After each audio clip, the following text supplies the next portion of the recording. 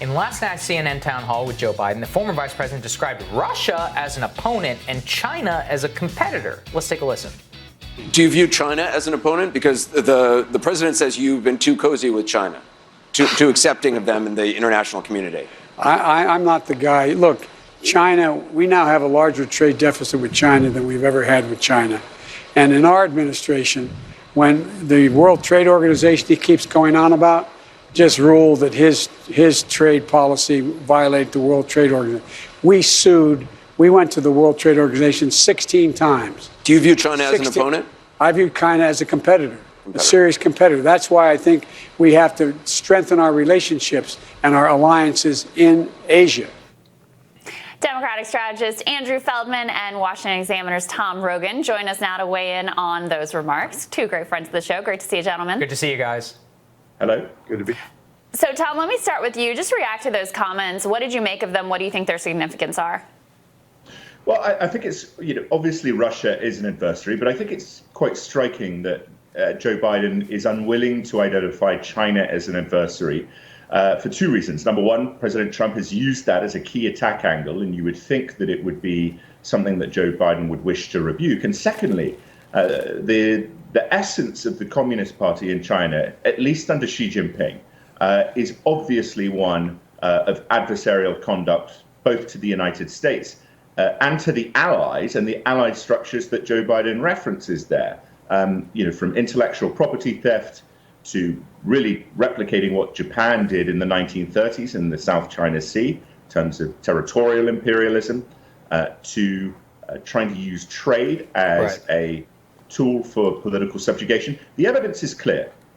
Yeah, I mean, Tom, and Andrew, let me go to you on this, which is, I heard, I'm not necessarily saying from you, but a lot of Democrats on 2016 and more, every time Trump would not say something mean about Putin, freaked out, right? It was like, oh my God, he's sucking up. I mean, Biden took an explicit opportunity, made very certain, I'm not going to refer to them as an opponent. Why is he sucking up to China like this, Andrew?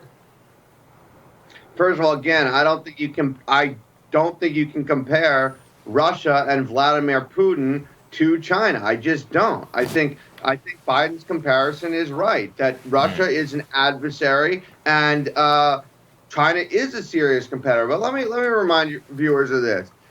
Joe Biden was the chairman of the Senate Foreign Relations Committee for years. He is respected around the world by leaders. And Donald Trump is not. So the reality is, as soon as Joe Biden takes office, our credibility and standing in the world among allies and adversaries is taking more seriously. And that's what I'm looking forward to when Joe Biden becomes president, because we automatically will regain standing and credibility on the world stage. Andrew, let me just push you on that a little bit, because, look, in fairness, this moment for me was not as big a deal as it is to Sagar, frankly. I think that, Trump has been sort of a mixed bag on China at this point. I want to get Tom's thoughts on that in just a second.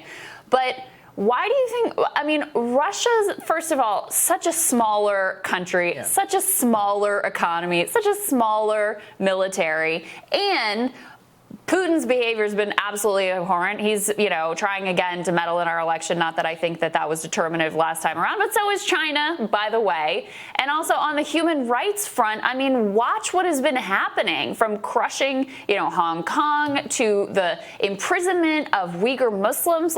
Isn't that something that we should want to hear Joe Biden talk about and be honest about? And I don't understand how you put China in a different category and think we should be more oppositional towards Russia than towards China. Look, we haven't heard China putting bounties on our soldiers' heads. Well, come on. Hold on a second, Andrew. Story, the generals say that didn't even happen. No. So let's be clear about that too. But also, I would also say here that Joe Biden knows that it is much better to get a deal done in the international community by, not finding agreement, but not directly attacking people like China. And I also think he knows if you can bring together the allies across Asia, he's going to be able to pressure China to move. I think that Joe Biden will be stronger on holding China's feet to the fire on human rights than Donald Trump ever has been. And so I'm not upset by the comments yesterday, because I look at Donald Trump's actions versus Joe Biden's career in foreign policy. You look at how he held Milosevic's feet to the fire back in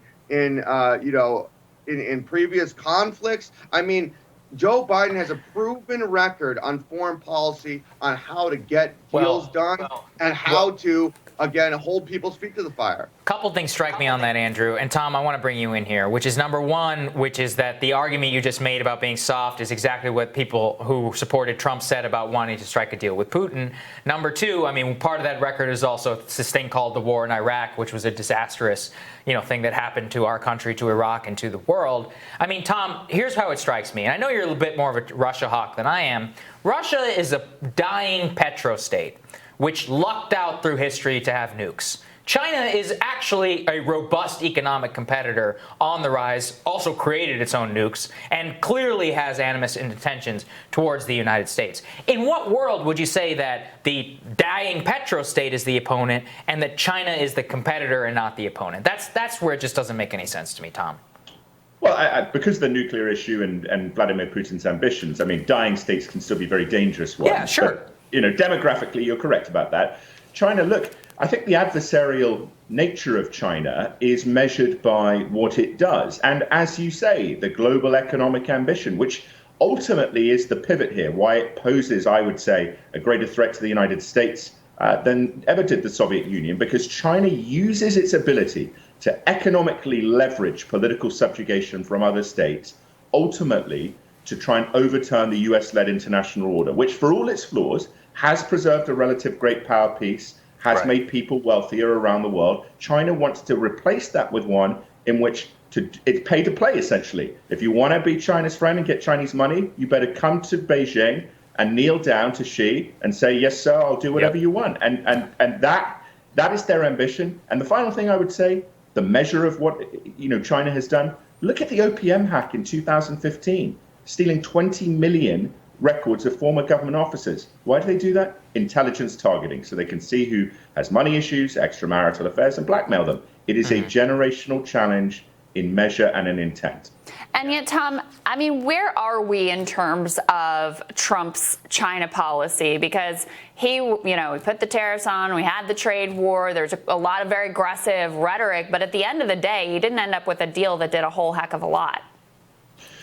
Yeah, I mean, to a degree, that is fair. But that first stage deal, I think, on the balance of positives and negatives, was a positive. And I also think that, while we rightly identify President Trump sometimes overplaying the idea of his friendship with Xi Jinping, the measure of American foreign policy, as enacted by two of his most trusted public servants, and obviously President Trump has issues with trust, Mark Esper and Secretary Pompeo, is, I think, very clearly hostile towards Chinese, at least Chinese imperial interests. Yeah, I think that's right. All right, we'll come back. It's great to get both of your thoughts and argue with you. And next on Rising, that's Chris Rock. He ruffled feathers after he called out Nancy Pelosi and House Democrats for their response on coronavirus. And these guys are going to weigh in when Rising continues.